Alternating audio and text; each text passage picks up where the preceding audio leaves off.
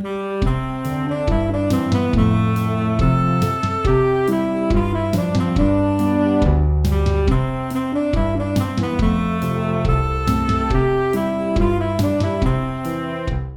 part 1 of doing the Dom on Loch Awe, I met up with Gordon, my regular boating buddy, who I had not seen since lockdown started at the end of March. It was now the first week of Scotland's road to recovery, and we were fully enjoying our newfound freedom, having explored Eilean Froch and then headed south down lovely Loch Awe to land in the small island of Inishail. I confess that we were using a little Dominic Cummings logic and that we intended camping overnight in a small uninhabited island. The reason being, we felt our eyes were tired after taking in so much lovely scenery that it could possibly be unsafe to drive home. However, we knew there was little chance of anyone else landing in the island in the foreseeable future, so felt it was a safe haven from nasty viruses.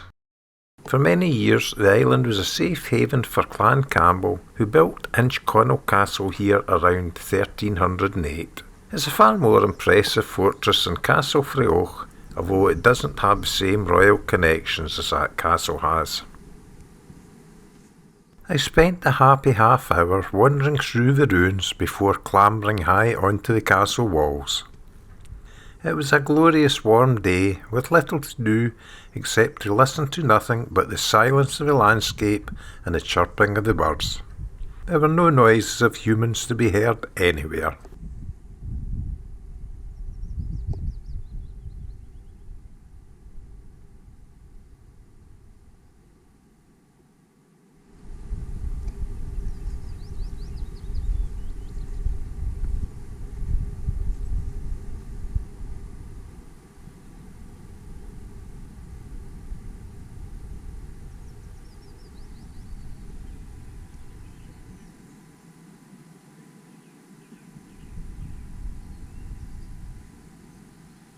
Although it was late afternoon, it was still a bit early to set up camp, so we decided to go back to the boats and head to the very southern tip of this 20-mile long loch.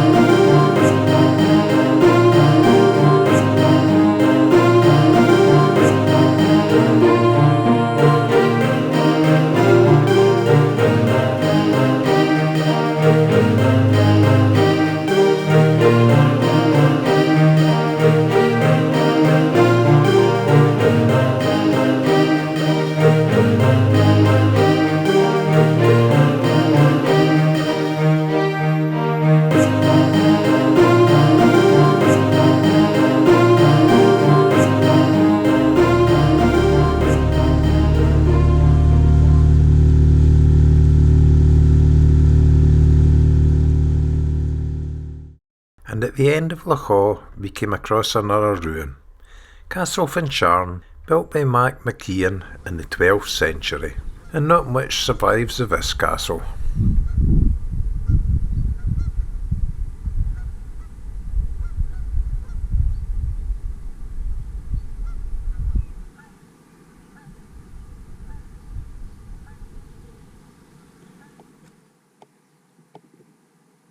Having seen enough, we jumped back in the boats and headed back to Inchconnell.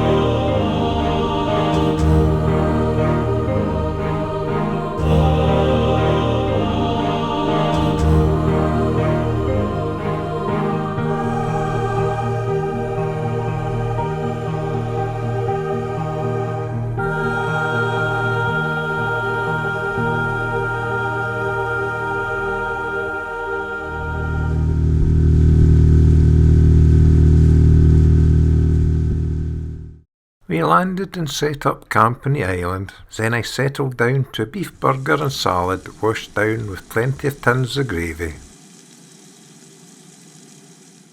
When the midges started to bother us, we then took the rest of our beer to the top of the castle walls. The only other living creatures here were the birds, and after a gallon of gravy I felt as if I was flying as high as the birds, so I knew it was time for bed.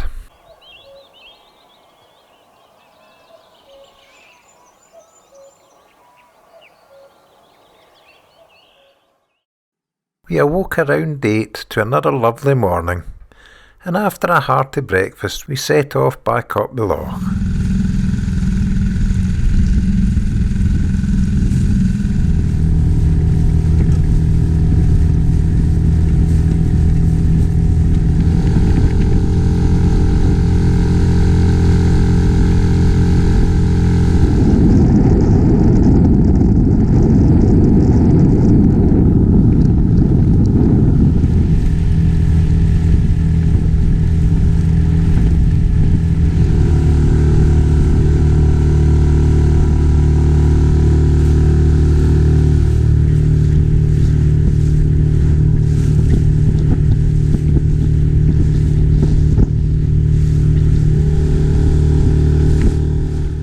It was a bit breezier than the previous day's journey, and my hearty breakfast was bounced about in the boat in the short but sharp Loch Awe, causing me to drop to displacement speeds at times, while Gordon's larger, softer hull handles the waves much better.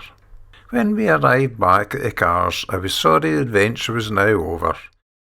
However, you can be sure my boating season has only now just begun.